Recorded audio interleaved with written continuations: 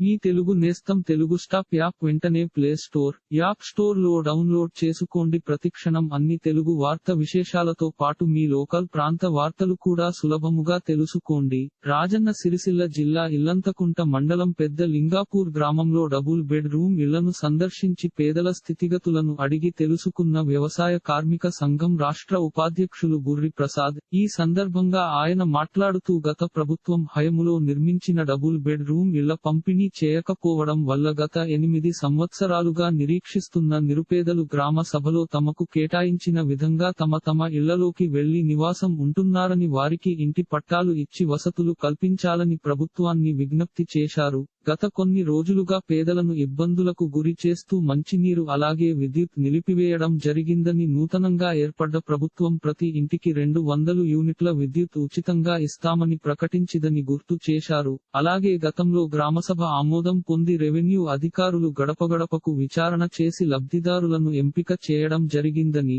మరి ప్రభుత్వం మారినాక అధికారులు పట్టాలు ఎందుకు ఇవ్వడం లేదని ఆయన డిమాండ్ చేశారు. ఇప్పటికైనా ప్రభుత్వ అధికారులు పేదలకు ఇచ్చిన ఇండ్లకు పట్టాలు పంపిణీ చేయకపోతే కలెక్టర్ కార్యాలయాన్ని ముట్టడిస్తామని ఆయన హెచ్చరించారు. స్థానిక ఎమ్మెల్యే పేద ప్రజల సమస్యలు పరిష్కరించి వారికి పట్టాలు వచ్చే విధంగా చూడాలని అన్నారు. ఈ కార్యక్రమంలో వ్యవసాయ కార్మిక సంఘం జిల్లా కార్యదర్శి గన్నేరం నర్సయ్య, పసుల బాలరాజు, బైండ్ల మల్లేశం, మహేష్, నర్సవ్వ, రేణుక, లక్ష్మి, భాగ్యలక్ష్మి, చంద్రయ్య, లక్ష్మణ్ తదితరులు పాల్గొన్నారు. ఇలాంటి మరిన్ని తెలుగు వార్త విశేషాలు కోసం ఛానల్ కి సబ్స్క్రైబ్ చేసి గంట నొక్కడం మర్చిపోకండి.